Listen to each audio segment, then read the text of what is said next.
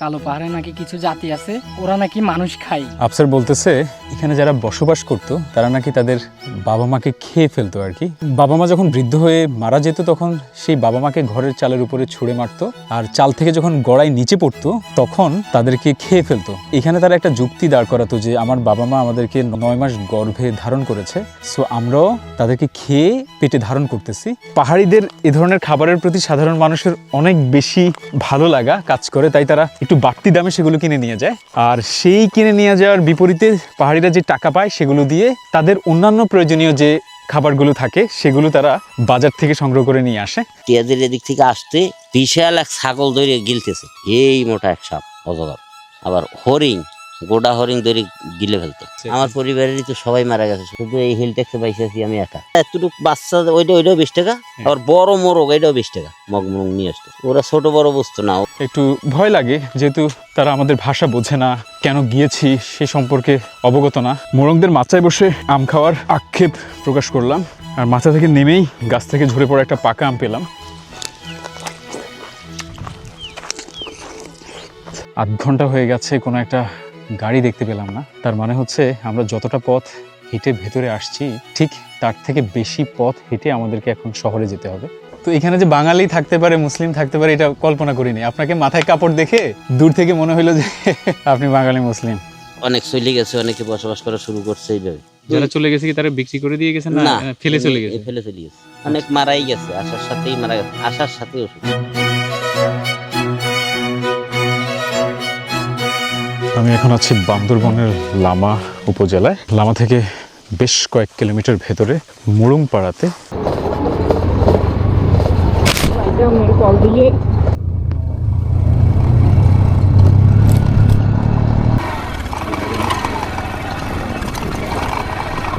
আজকে ভিডিওতে আপনাদেরকে আমি মুরংদের জীবনযাপন, তাদের ঘর, তাদের ইতিহাস ঐতিহ্য যতটুকু দেখানো সম্ভব ততটুকু দেখানোর চেষ্টা করব। সেই সাথে জানাবো 70-এর দশকের শেষের দিকে এই অঞ্চলেই হাজার হাজার বাঙালি মুসলিমদেরকে পুনর্বাসন করা হয়েছিল। তারা এখন কেমন আছে, তাদেরকে কতটা কষ্ট করতে হয়েছিল এই পাহাড়ি অঞ্চলে নিজেদের জীবনযাপনকে সহজ করে তুলতে। এছাড়াও থাকছে আদিবাসী জনগোষ্ঠীদের সম্পর্কে অসাধারণ সব তথ্য। তাই ভিডিওর শেষ পর্যন্ত আমার সাথে থাকার অনুরোধ করছি। আমার সাথে আজকে ভিডিওতে আছে হচ্ছে আফসার। ও হচ্ছে এখানকার স্থানীয় বাঙালি মুসলিম। মোটামুটি সবার বাসায় বন্য শূকর পালন করা হয়। এই যে দেখতে পাচ্ছেন শূকর। আমি কথা বলার জন্য একজন পুরুষ মানুষকে খুঁজতেছি, বাট ওনাদের এই মুরং পাড়ায় একজন পুরুষ মানুষকে এখনো পর্যন্ত খুঁজে পাই নাই। সব হচ্ছে বাচ্চা আর মহিলা। আমরা একজন স্থানীয় ভাইয়ের সাথে দেখা হলো। কী নাম ভাইয়া আপনার? ইয়ংলাই মুরো। ইয়ংলাই মুরো মুরো, আচ্ছা ইয়ংলাই মুরো ভাই আছে আমাদের সাথে। এই পাড়াতে আপনাদের কেমন বাসিন্দা আছে আর কি? পরিবার তো 40 মতন হবে, 40 পরিবার। 40 পরিবার। হ্যাঁ। আমার সাথে যে ভাইকে দেখতে পাচ্ছেন উনি আসলে ভালো বাংলা বোঝেন না এবং বলতেও পারেন না, তাই ওনাকে কোনো কিছু নিয়ে প্রশ্ন করলে বারবার রিপিট করে বোঝাতে হচ্ছে। বাংলা বলতে পারেন না, এতে কোনো দোষের কিছু নেই, যেহেতু তাদের নিজস্ব একটা ভাষা আছে। তবে তাদের পাঠ্য বই হচ্ছে বাংলায়, স্কুলে তাদেরকে বাংলায় পাঠদান করানো হয়। আর এখানে যারা পড়াশোনা করেন তারা অবশ্যই বাংলা পারেন এবং তাদের নিজস্ব ভাষাও পারেন। ইন্টারেস্টিং বিষয় হচ্ছে আদিবাসীদের মধ্যে যতগুলো গোষ্ঠী আছে, যেমন মারমা, চাকমা, ত্রিপুরা, সবারই নিজস্ব ভাষা আছে এবং তারা সবাই পাশাপাশি বসবাস করার কারণে সবাই সবার ভাষা পারেন। ভাই বলল যে এখানকার এক একটা তেঁতুল গাছের বয়স 300-400 বছর। ইতিহাসবিদদের মতে মুরংরা এই অঞ্চলের সবচেয়ে পুরনো পাহাড়ি জনগোষ্ঠীগুলোর একটি, যাদের জীবনধারা, সংস্কৃতি এবং বিশ্ব ব্যবস্থা আজও পাহাড়ের সঙ্গে গভীরভাবে জড়িত। মুরংরা মূলত প্রকৃতি নির্ভর। তারা পাহাড় কেটে জুম চাষ মানে জুমিং করে জীবিকা নির্বাহ করে, যেখানে ধান, তুলা, ভুট্টা এবং বিভিন্ন শাকসবজি চাষ করা হয়। তাদের গ্রাম বা পাড়া যাই বলি না কেন, সাধারণত সেগুলো পাহাড়ের ঢালে গড়ে ওঠে। সত্যি বলতে তাদের জীবনধারা সরল হলেও তারা গভীরভাবে প্রকৃতি নির্ভর এবং ঐতিহ্যবাহী। আমাদের মুরুং বাড়িতে সব এরকম ঘর, মানে আদিবাসী ঘর এরকম আগে থেকে নর্মালি হচ্ছে প্রত্যেকটা বাসা অনেকটা উপরে তৈরি করা হয়, আর নিচে দেখতে পাচ্ছেন আপনারা গাছপালা, লাকড়ি, মুরগির ঘর, হাঁসের ঘর সবকিছু নিচে রাখেন। প্রত্যেকটা বাড়ি এরকম উপরে, একে তো পাহাড়ের অনেক উঁচুতে ঘর, তার উপরে হচ্ছে পাহাড়ের উঁচু থেকে আরও উঁচুতে ঘর তৈরি করেন ওনারা। আরও ইন্টারেস্টিং বিষয় হচ্ছে মোরং জনগোষ্ঠীর অনেকেই বিশ্বাস করেন যে পাহাড়, নদী এবং বন শুধু সম্পদ নয়, বরং জীবন্ত আত্মা, যাদের সম্মান করা জরুরি। এই বিশ্বাস তাদের প্রকৃতির সাথে এক বিশেষ সম্পর্ক তৈরি করেছে। মোরংপাড়ার প্রতিটি ঘর যেন তাদের সংস্কৃতি এবং ঐতিহ্যের গল্প বলে। বাঁশের মাচা, খোলা উঠান, সব মিলিয়ে মোরংপাড়ায় এক অদ্ভুত শান্ত পরিবেশ বিরাজ করে। এই মানুষগুলো এখনো তাদের প্রাচীন রীতি, ভাষা এবং সংস্কৃতিকে ধরে রেখেছে। আধুনিকতার এই যুগে তাদের জীবনের মূল ভিত্তি এখনো সেই পাহাড়, বন আর প্রকৃতি। সত্যি বলতে মোরংপাড়ায় হাঁটতে হাঁটতে মনে হলো এটা শুধু একটা গ্রাম নয়, এটা পাহাড়ের বুকে বেঁচে থাকা এক জীবন্ত ইতিহাস। বেশ কিছু তেঁতুল গাছ দেখা যাচ্ছে এই মোরংপাড়াতে। মূলত তেঁতুল গাছ মনে হচ্ছে যে ওনাদের ইতিহাস, ঐতিহ্যের সাথে অথবা ধর্মীয় কোনো বিষয় সাথে সম্পৃক্ত, এরকমটাই মনে হচ্ছে। আমরা কোনো পুরুষের দেখা পেলাম না, দেখা পেলে হয়তো সুন্দরভাবে কথা বলা যেতে পারতো।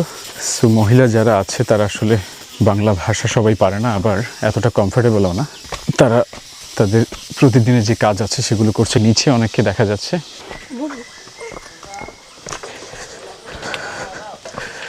আমরা এখন মোরংপাড়া থেকে সমতলের দিকে যাচ্ছি। নিচেও অনেকগুলো ঘর আছে। এই মোরংপাড়ার চারপাশে এরকম ছোট ছোট সিঁড়ি আছে, যেগুলো দিয়ে তারা নেমে এখানে একটা ঝিরি আছে যেখানে পানি আছে, সবাই গোসল করে। ওই পাশে একটা কল আছে যেটা খাবার পানি ব্যবহার করে। আর মাঝখানে এটা হচ্ছে চিংকুমপাড়া বৌদ্ধ বিহার। মূলত এখানে প্রার্থনা করা হয়। এখানে দেখতে পাচ্ছেন টিনের একটা 4-5 তলা ডিজাইন একটা বাড়ি। এখানে বেশ কিছু রাবার গাছ আছে পাহাড়ের ঢালুতে, যেগুলো থেকে তারা রাবারও সংগ্রহ করে। আর ঠিক আমার সামনে দেখতে পাচ্ছেন যে বেশ কয়েকজন মহিলারা গোসল করতেছে ওই লেকের মধ্যে, যেটাকে এখানকার স্থানীয় ভাষায় ঝিরি বলা হয়। মূলত আমার বলার সুবিধার্থে আমি মুরং বলতেছি, সঠিক ওয়ার্ডটা হচ্ছে মুড়ো। এই মুরংরা পাহাড়ে বসবাস করতে পছন্দ করে, একেবারে পাহাড়ের চূড়ায়। আবার এখানকার কিছু আদিবাসী আছে যারা ঝিরির পাশে বসবাস করতে পছন্দ করে। অনেকে আছে শহর কেন্দ্রিক। প্রত্যেকের আলাদা আলাদা ভালো লাগা এখানে। চলো, কয়েকটা মোরং বাচ্চাদেরকে দেখতে পাচ্ছেন ধান নিয়ে উপরে উঠে যাচ্ছে। আর ওই পাশে একজনকে ধান কাটতে দেখা যাচ্ছে। চলো,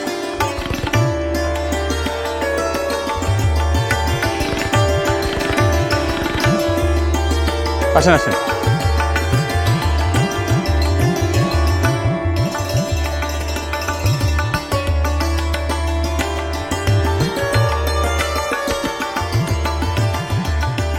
আমরা একটা মোরংপাড়া থেকে অন্য একটা মোরংপাড়ার দিকে এগিয়ে যাচ্ছি। এ ধরনের পাড়াগুলোতে এক্সট্রা কোনো নয়েজ নাই। ফ্যামিলিতে পুরুষ মহিলা যারাই থাকুক না কেন, তারা তাদের কাজে ব্যস্ত থাকে। কোনো শোরগোল নাই, কোনো কিছু নাই। এসব গ্রাম অনেক সুন্দর। আমরা এখন এতটাই উপরে উঠে গেছি যেখান থেকে ভিউটা দেখতে ঠিক এরকম লাগছে, অনেকটাই উপরে। তাকালে রীতিমতো ভয় লাগছে যে এতটাই নিচে। এই গ্রামের নাম হচ্ছে চিংকুমপাড়া, ইউনিয়ন হচ্ছে রূপসীপাড়া। বসতি একেবারেই কম, কারণ এক একটা পাহাড় থেকে এক একটা পাহাড়ের দূরত্ব অনেক। উঁচু নিচু পাহাড় বেয়ে একটা পাড়া থেকে আরেকটা পাড়ায় যেতে হয়। অসাধারণ ভিউ। এখান থেকে একবার কোনোভাবে পা পিছলে পড়ে গেলে আপনার বেঁচে থাকার সম্ভাবনা একেবারেই ক্ষীণ। এই পথের শেষ কোথায় সেটা আমি জানি না, বাট আমার উদ্দেশ্য হচ্ছে মানুষের সাথে কথা বলা, তাদের সম্পর্কে জানা। তাদের জীবনটা সত্যি অনেক কষ্টের, এই জন্যই বলতেছি, কারণ পাহাড় বাওয়া এতটা সহজ না। একটা মোরংপাড়া থেকে আরেকটা মোরংপাড়ার ডিস্টেন্স এতটাই যে আমরা রীতিমতো ক্লান্ত হয়ে গেছি। এখনও মোরংপাড়ায় পৌঁছাতে পারলাম না। এখানে একটা গাছের গোড়ালি আছে যেটাকে কেটে ফেলা হয়েছে বেশ কয়েক বছর আগে মনে হচ্ছে। একটা মৃত গাছের গোড়ালি থেকেই আরেকটা গাছের জন্ম। এভাবেই আসলে পরস্পর পরস্পরকে সাহায্য করে বেঁচে থাকার জন্য। আপনারা দেখতে পাচ্ছেন বেশ কয়েকটা পাহাড় একসাথে, এই পাশেও পাহাড়, মাঝখানে পাহাড়, এই পাশে পাহাড়। আর এই মাঝখানের পাহাড়টাকে আগুন জ্বালিয়ে দিয়ে সম্পূর্ণ পোড়ানো হয়েছে। বড় সাইজের গাছগুলোকে এখান থেকে কেটে নিয়ে যায়, আর ছোট সাইজের গাছগুলোকে পোড়াই ফেললে কি হয়, ওই ছাইগুলো একটা সময় এসে সার হিসেবে কাজ করে। আস্তে আস্তে আস্তে আস্তে আস্তে যত পাহাড় আছে সবগুলোকে ঝুম চাষ করার জন্য রেডি করতেছে পাহাড়িরা। আপনারা দেখতে পাচ্ছেন অলরেডি কলা গাছ, তাই না, কলা গাছ রোপণ করা হয়েছে। একেবারে খাড়া পাহাড়। তাদের জীবন অনেক কঠিন, মানে আমার কাছে তো ভীষণ কঠিন মনে হচ্ছে যে মোরংদের জীবন। অ্যাকচুয়ালি মোরং না, আদিবাসী সম্প্রদায় যারাই আছে, মোরং, মারমা, ত্রিপুরা, চাকমা, সমতলের জায়গা তাদের খুব কম থাকে, তাই তারা পাহাড়ে ঝুম চাষ করার জন্য জায়গা রেডি করে। আর এই ঝুম চাষ করে যেই ফসল ফলাদি ফলানো হয় সেগুলোই তারা সারা বছর ধরে রেখে খায়। আর এর বাইরে যে জিনিসগুলো দরকার পড়ে সেগুলো তারা সমতলে গিয়ে, মানে যেহেতু তাদের মেইন বাজার হচ্ছে লামা এখানকার মানুষের, সেখান থেকে গিয়ে কিনে নিয়ে আসে। আপনি এখন বলতে পারেন যে তারা চাষাবাদ করে টাকা কোথায় পায়। তারা অনেক বন্য কলা আছে, বন্য হাঁস মুরগি থেকে শুরু করে যেই চাষাবাদগুলো ফলানো হয় সেগুলো তো পুরোটাই তারা খেয়ে শেষ করতে পারে না, তাই কিছু অংশ রেখে দিয়ে বাকি অংশ সমতলে নিয়ে বিক্রি করে দেয়। আর পাহাড়িদের এ ধরনের খাবারের প্রতি সাধারণ মানুষের অনেক বেশি ভালো লাগা কাজ করে, তাই তারা একটু বাড়তি দামে সেগুলো কিনে নিয়ে যায়। আর সেই কিনে নিয়ে যাওয়ার বিপরীতে পাহাড়িরা যে টাকা পায় সেগুলো দিয়ে তাদের অন্যান্য প্রয়োজনীয় যে খাবারগুলো থাকে সেগুলো তারা বাজার থেকে সংগ্রহ করে নিয়ে আসে। প্রতি সপ্তাহে তারা 2 দিন এই গ্রাম থেকে বের হয়, মানে তাদের যে মুরং পাড়া আছে, মারমা পাড়া আছে, ত্রিপুরা পাড়া আছে, এগুলো থেকে প্রতি সপ্তাহে 2 দিন তারা পাহাড়ি ফলমূল নিয়ে বের হয়। তাছাড়া দরকার না পড়লে তারা বের হয় না। ইমার্জেন্সি কোনো কারণে বের হতে হয়, ডাক্তার অথবা অন্য কিছু, সেই ক্ষেত্রে তো যেতেই হবে, কিছু করার নেই। এবং এই পাহাড়ের মধ্যেই তাদের প্রার্থনার জায়গা, পাহাড়ের পাশেই সমতলে ছোট ছোট স্কুল আছে। তাদের আত্মীয় স্বজনদের বাড়িও এক পাহাড় থেকে আরেক পাহাড়ে। কয়েকজন মোরংদের সাথে কথা বলে জানতে পারলাম তাদের জীবনটা আমাদের কাছে অনেক কঠিন মনে হলেও তারা অভ্যস্ত হয়ে গেছে। আপনি হুটহাট করে 1-2 দিন এসে এখানে আসলে মজা পেলেও 3 দিনের মাথায় আমরা দৌড়ে পালাবো এত কঠিন জীবনযাপন ছেড়ে। গল্পের খোঁজে আমি যখন লামার গহীন পাহাড়ে পাহাড়ে ঘুরছি, ঠিক তখনই দেখা হলো 70 ঊর্ধ্ব একজন বাঙালি মুসলিম চাচার সাথে। তিনি একসময় সমতলে বসবাস করতেন, কিন্তু বাপদাদাদের সহায় সম্পত্তি হারিয়ে 1970-এর দশকের শেষের দিক থেকে এখানে এসে বসবাস করতে শুরু করেন। মূলত 1970-এর দশকের শেষের দিকে রাষ্ট্রপতি জিয়াউর রহমানের আমলে পার্বত্য চট্টগ্রামে একটি বড় প্রশাসনিক ও উন্নয়নমূলক পুনর্বাসন কর্মসূচি শুরু করা হয়। ওই সময় দেশের বিভিন্ন জেলা থেকে অনেক ভূমিহীন ও নদী ভাঙন প্রবণ এলাকার বাঙালি পরিবারকে পার্বত্য অঞ্চলে পুনর্বাসন করা হয়। সরকার ঘোষণা দিল যে হিল ট্যাক্সে জায়গা দেওয়া হবে, ফ্রি গরু দেওয়া হবে, টিনের ঘর দেওয়া হবে। এই সুযোগে চলে আসছে। কি পরিমাণ জায়গা দিছিল ওই সময়, আর কি কি দিছিল? ওগুলা যা দেওয়ার কথা তা কিছুই দেয় নাই। গরু দেওয়ার কথা দেয় নাই, ঘর দেওয়ার কথা দেয় নাই, শুধু জমিটাই নিয়ে বুঝাই দিছে কোন রকম 20 শতক করে।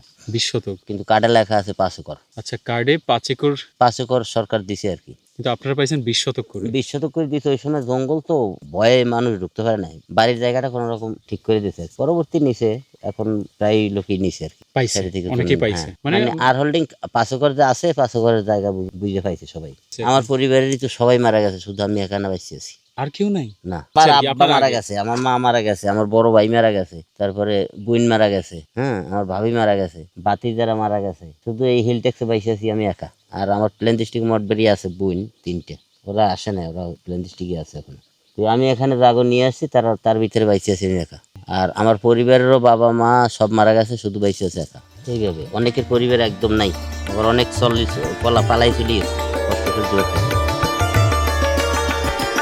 প্রচণ্ড পানির তৃষ্ণা পেয়েছে, একেবারে কলের ঠান্ডা পানি খেতে ইচ্ছে করতেছে। নিজ হাতে চেপে আমার পেছনে দেখতে পাচ্ছেন আরও একটা মোরংদের ঘর। এটা কি পাড়া বলা যাবে না, এটা একটা ছোট পাহাড়, পাহাড়ের উপরেই হচ্ছে একটা ঘর। একজন মোরং ঘুমাচ্ছে, বাসায় পুরুষ মানুষ নেই। এখানে আরও একটা ঘর আছে। একটু বসার চেষ্টা করতেছি কারণ অনেকটা পথ হেঁটে ভীষণ ক্লান্ত হয়ে পড়েছে, তাই কাঁচা আম, লবণ আর মরিচ মাখা খেতে পারলে আমার কাছে মনে হচ্ছে বেশ মজা লাগতো। আকাশের অবস্থা দেখেন, এত সুন্দর। আমি একটা আম গাছের নিচে একটা পাকা আম পেয়েছি।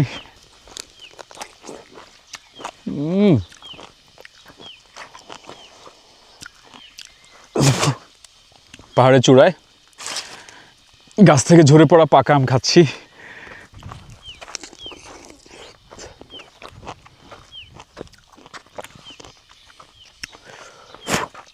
মোরংদের মাচায় বসে আম খাওয়ার আক্ষেপ প্রকাশ করলাম, আর মাচা থেকে নেমেই গাছ থেকে ঝরে পড়া একটা পাকা আম পেলাম। আমটা অনেক মজা, সেরকমটা বলবো না, বাট খেয়ে মজা পাচ্ছি। আমার যে আক্ষেপ ছিল সাথে সাথেই ফুলফিল হয়ে গেছে। সমতলে যারা বাঙালি মুসলিমরা থাকে অথবা সমতলে যারা বসবাস করে তারাও এসব জায়গায় আসে না। আজকে আমি যে জায়গাগুলো আপনাদেরকে ঘুরে ঘুরে দেখাচ্ছি, এই জায়গায় আমার মতো মানুষ ছাড়া, আমার মতো কিউরিওসিটি যাদের আছে তারা ছাড়া কেউ আসে না। কারণ আমার সাথে যে ভাই আছে আফসার, ও বললো যে ভাই আমিও এই পর্যন্ত কখনো আসি নাই, আপনার সাথেই প্রথমবার। মূলত লামা শহরের পাশাপাশি যত ফ্যামিলি দেখবেন, যতগুলো গ্রাম আছে সবগুলো হচ্ছে বাঙালি মুসলিমদের গ্রাম। পাহাড়ি আদিবাসীরা একেবারেই পাহাড়ে থাকে, অনেকটা ভিতরে থাকে। এই অঞ্চলে বাঙালি মুসলিমদের পার্সেন্টেজ হিসেব করলে 54% বাঙালি মুসলিমরা বসবাস করে, আর বাকি 46% মারমা, চাকমা, ত্রিপুরা, মুরং এরকম যারা আছে সবাই মিলে 46%। আপনারা জেনে অবাক হবেন যে এখানে এখনো রাজার শাসন চলে, মানে রাজাদের শাসন ব্যবস্থার একটি ঐতিহ্যগত রূপ বিদ্যমান আছে এখানে। তবে এটি কোনো স্বাধীন রাজত্ব নয়। রাষ্ট্রীয় শাসন পরিচালনা করে বাংলাদেশ সরকার, আর বোমাং রাজা পালন করেন প্রথাগত এবং সাংস্কৃতিক দায়িত্ব। আর এই বোমাং রাজা শতাব্দী প্রাচীন সার্কেল ব্যবস্থার অংশ হিসেবে স্থানীয় পাহাড়ি সমাজে বিভিন্ন ঐতিহ্য, রীতিনীতি এবং সংস্কৃতি সংরক্ষণে ভূমিকা রাখেন। তার অধীনে মোজা, হেডম্যান এবং গ্রাম্য কারবারিরা কাজ করেন, যারা স্থানীয় জনগণের সঙ্গে প্রশাসনিক যোগাযোগ বজায় রাখেন। এছাড়া এই অঞ্চলে মানুষে মানুষে যত বিরোধ সৃষ্টি হয় সেগুলো মীমাংসা করেন, জায়গা সম্পদ বেচা বিক্রি ও সম্প্রদায় ভিত্তিক বিভিন্ন বিষয়ে পরামর্শমূলক দায়িত্ব পালন করা হয় এই বোমাং রাজার অধীনে। ও বলতেছে যে এই পাহাড়গুলোকে ওর বাবারা কালো পাহাড় বলতো। কেন বলতে বলো তো? তো শুনতাম আমার আব্বুরা, আমরা ছোট থাকতে বলতো আর কি, বলতো যে এই কালো পাহাড়ে নাকি কিছু জাতি আছে, ওরা নাকি মানুষ খায়। আফসার বলতেছে যে ওর বাবারা, মানে ওরা যখন ছোট ছিল তখন ওদেরকে বলতো আর কি যে এখানে যারা বসবাস করতো তারা নাকি তাদের বাবা মাকে খেয়ে ফেলতো আর কি। এখন খাওয়ার বিষয়টা হচ্ছে কি যে বাবা মা যখন বৃদ্ধ হয়ে মারা যেত তখন সেই বাবা মাকে ঘরের চালের উপরে ছুঁড়ে মারতো, আর চাল থেকে যখন গড়াই নিচে পড়তো তখন তাদেরকে খেয়ে ফেলতো মাংস হিসেবে। এখানে তারা একটা যুক্তি দাঁড় করাতো যে আমার বাবা মা আমাদেরকে 9 মাস গর্ভে ধারণ করেছে, সো আমরাও তাদেরকে খেয়ে পেটে ধারণ করতেছি। বিষয়টা এখন ভাবলে আসলে, তাই না, ভয়ঙ্কর বিষয়। কিন্তু তারা যে যুক্তি দিয়েছে হয়তো অনেক আগে থেকে এরকম প্রচলন হয়ে আসছে, এই জন্য তাদের কাছে একটু নর্মাল মনে হচ্ছিল। বলতে গেলে পাহাড়িদের আসলে জীবনযাপন অনেক বৈচিত্র্যময়। আমার চারপাশে দেখতে পাচ্ছেন পাহাড় আর পাহাড়। আমি একটা সুউচ্চ পাহাড়ের উপরে বসে আছি, এরকম লাকড়ির উপরে বসে ছায়ায় একটু রেস্ট নিচ্ছি। এখন সময় দুপুর 12টা, প্রচণ্ড রোদ। এখানে ওই কালো পাহাড় যেটা আছে শুনলাম, ওখানে আমার আব্বুরা বলছে যে ওখানে নাকি আমাদের মতো বাঙালিরা যে কেউ যাইতে পারে না। ওখানে যাওয়ার জন্য এক্সট্রা একটা ওদের ভাষা জানা এরকম দুভাষী নিয়ে যাইতে হয়। ভাষা না জানলে অথবা অপরিচিত মানুষ গেলে তাদের জন্য বিপদ আছে। বিপদ আছে, হ্যাঁ। এখানে একটা ফ্যামিলি দেখা যাচ্ছে, মনে হচ্ছে বাঙালি মুসলিম, কিন্তু আমরা শিওর না। আসো তো। কি খবর, কেমন আছো? ওইভাবে কেউ দেখা যাচ্ছে না, যেহেতু প্রত্যেক ফ্যামিলিতে পুরুষরা নেই, মহিলারা আছে, সেজন্য কারোর সাথে কথা বলার সুযোগ নাই। আপনারা কি বাঙালি মুসলিম নাকি মুরং? মুসলিম। আসসালামু আলাইকুম। কল আছে কি এখানে? মোটর আছে, তাহলে একটু পানি খাবো? না, একটু ঠান্ডাটা খাবো একদম কল থেকে। ও আচ্ছা, দেন। আম খাওয়ার শেষে আমি একটা পাইলাম নিচে। আপনারা এমনিতে এত উপরে থাকেন, সমতল থেকে আসছেন নাকি? আচ্ছা, যাওয়া আসার রাস্তা কোন দিকে? আমরা যদি এখন যেতে চাই মেইন রোডে, তাহলে কোন দিক দিয়ে যাব? ওই যে এটা? আচ্ছা, তাহলে কাছাকাছি। এমনিতে এখানকার স্থানীয় বলতে কি লামা অঞ্চলের নাকি অন্য জায়গা থেকে আসছেন? লামা অঞ্চলের। এটা কি কেনা জায়গা আপা? আরে ঘর করে আপনারা ভাড়া নিয়ে থাকছেন? আচ্ছা আচ্ছা। তো এখানে যে বাঙালি থাকতে পারে, মুসলিম থাকতে পারে, এটা কল্পনা করিনি। আপনাকে মাথায় কাপড় দেখে দূর থেকে মনে হলো যে আপনি বাঙালি মুসলিম। বুঝতে পারছেন, নিজেরও বাসা আছে, এখন যেহেতু এখানে চাকরি করে এখানে থাকতেছেন।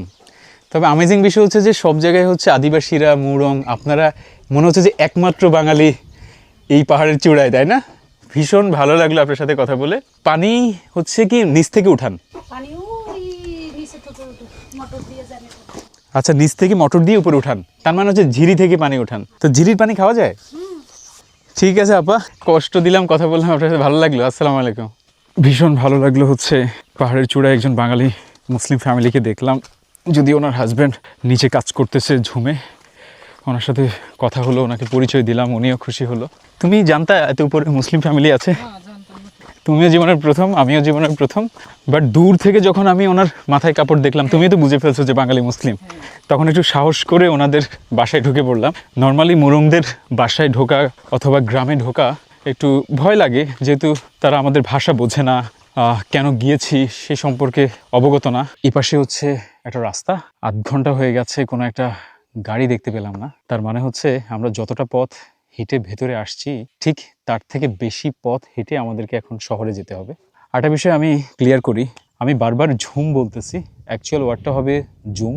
তোমার কেমন লাগতেছে ভর দুপুরবেলা আমার সাথে হেঁটে, বলো তো? ভালোই লাগতেছে, আপনার মতো আমারও নতুন অভিজ্ঞতা, হয়েও কখনো আসিনি এখানে। এখন তো মোটামুটি আপল্যান্ড ডিস্ট্রিক্টের মানুষ এসে ঢোকে, ফরওয়ার্ড হয়ে গেছে, পরিষ্কার হয়ে গেছে। এইসব জায়গায় এইভাবে আসতে পারলে তো, এসব জঙ্গলে ভরা ছিল। আমরা আসছি তখন এই রূপেশ্বরা বাজারের পাশে আমাদের বাসা ছিল, বাসার থেকে বাসার মায়ের কোলের কাছ থেকে বাঘে নিয়ে গেছে, বাচ্চা নিয়ে খাই ফেলছে, এরকম দিন গেছে। এত ভয়ঙ্কর ছিল, মানে বন্য প্রাণী ছিল অনেক ওই ছিল, সময়।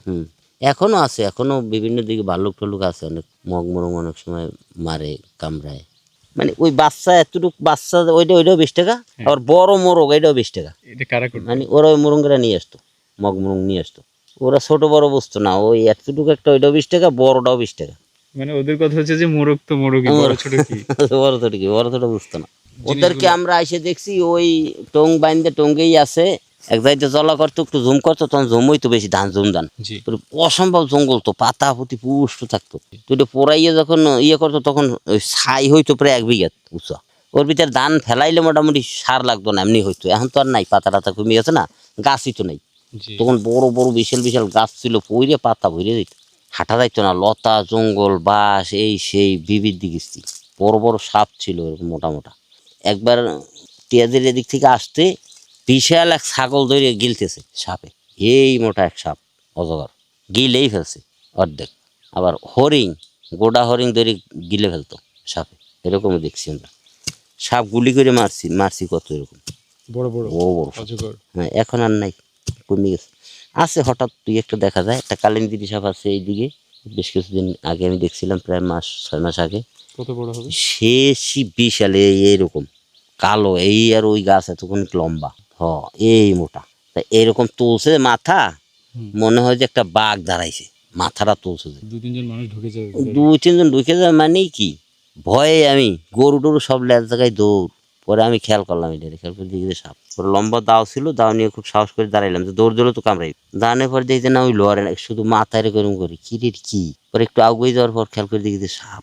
সাপ ওরকম, আমি এরকম গেছি তো এই লেয়াজ এই জায়গায়, আমি ওর মাথার দিক ফলো করছিস তো, লেয়াজের উপরে যে আমার পাওয়া পর্যন্ত দেখি নেই, পায়ের দিকে যখন ঠান্ডা লাগছে তখন সাইডে দিয়ে লেয়াজের উপর পাওয়া, আমি তাড়াতাড়ি পিছে সরছি। ওই তখন লাড়া লাগবে না, তখন যে আস্তে করে মাথা নোয়াইয়ে যাইতেছে। আমি বাবা মা মারা যাওয়ার পরও বহুত ঘোরাফেরা করছি না থাকার জন্য, চলেও গেছি, যাই প্ল্যান দিয়ে সিদ্ধা আবার ঘুরে চলে আসছি, আইসে পরে বিয়ে করছি। তবে জায়গা জমি যে 5 একর দিছে সেটা নাকি আরো কিনছেন? না, 5 একর তো আমারটা আমার গ্রুপ লিডার খাইয়ে ফেলছে, খাইয়ে ফেলিয়া আমার আব্বা মারা গেছে, ওর লাগছে পালাই গেছে। ও, পরে আমি যখন বোঝা দিছি তখন ওর সাথে ক্যানজাম না করিয়া মামলা করছি, মামলা করিয়া প্রায় আমার 1.5 লক্ষ টাকার মতো খরচ গেছে। পরে আবার পালাতক সংশোধন করিয়া নিয়ে আইসে পরে জমিন এখান থেকে নিছি, ওরটা নেই নেই, ও খাইতেছে থাক। আচ্ছা, আলাদা করে পরে আমি এখান থেকে জমি নিছি আর কি, এটা নিছি। আমার বাবার 5 একর আমি পাইছি, তারপর আমার শ্বশুরের কার্ড একটা আছে আমার পরিবারের দিক দিয়ে, সেই 5 একরে 10 একর নিছি। ওই সময় যাদেরকে জায়গা দিছে, এক একজনের বাসা থেকে এক একজনের বাসার দূরত্ব কেমন ছিল? প্রথম আইনে দিছে তখন মোটামুটি 6 মাসের মতো একই জায়গায় ছিল। এরপরে ওই কাগজ দেখিয়া যার যার মতো যে যেখানে পছন্দ হয়েছে, ও যে যার মতো করে পছন্দ করে নিছে, নির্দিষ্ট করে দেয় না? না, যার যেখানে পছন্দ হয়েছে সে সেখানে গিয়ে বসবাস করা শুরু করছে। অনেক চলে গেছে, অনেকে বসবাস করা শুরু করছে এইভাবে। যারা চলে গেছে কি তারা বিক্রি করে দিয়ে গেছে না না, ফেলে চলে গেছে? ফেলে চলে গেছে। অনেক মারাই গেছে, আসার সাথেই মারা গেছে, আসার সাথেই অসুখ। সেদিন আসছি, সেদিন আসর হয়ে গেছে, বেলা আসরের টাইমে আইসে রূপেশ বেড়া, মানে একটা সোনের ঘর ছিল সরকারি, এই ঘরটার ভিতরে ঢুকছে। রাত্রে সারা রাতে আমার মা ঘুমায় না, সুস্থ মানুষ, সকালে ফজরের নামাজ পড়ে নামাজের উপরেই মারা গেল আমার আম্মা। এটা কি অসুস্থতার কারণে নাকি জায়গার জন্য? জায়গার আবহাওয়ার কারণে। আবহাওয়ার কারণে।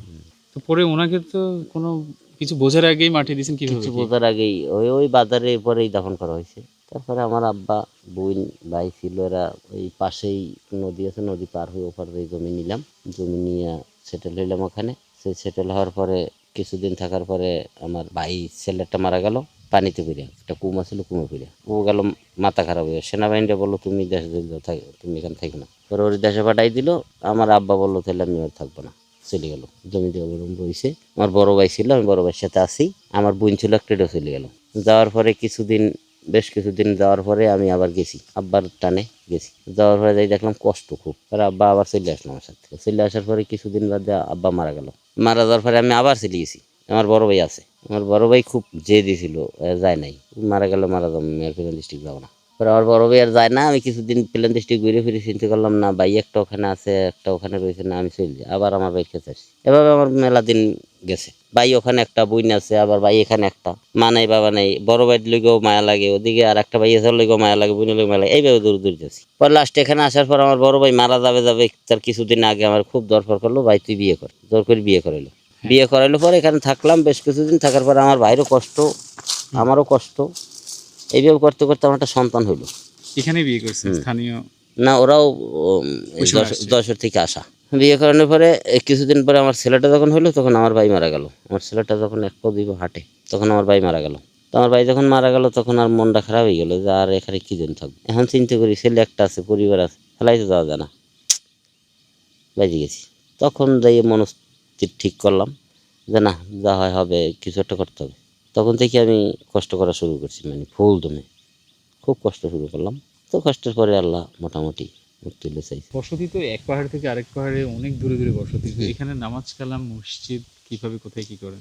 মসজিদ আছে, আর এই এলাকায় যারা বসবাস করে, এদিক দূরে দূরে যারা দুই এক পরিবার বসবাস করে, ওরা ওই নিজের মতো নিজে ঘরে পড়ে নেয় যারা পরে। আর আমরা তো যদিও বা দূরে আসি, আমরা তো সারাদিন থাকবো না। তাহলে একটা সময় কষ্ট করছেন, এখন শেষ বয়সে মোটামুটি হ্যাঁ, এখন মোটামুটি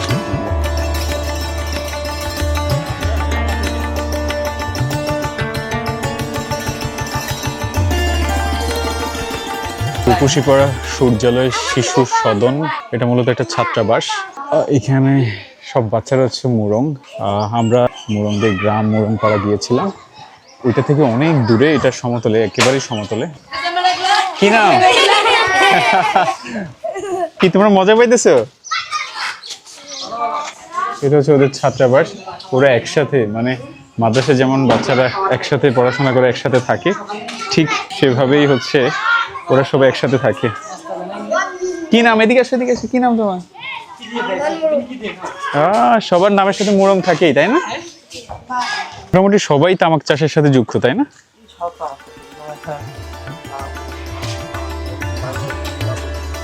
হুম।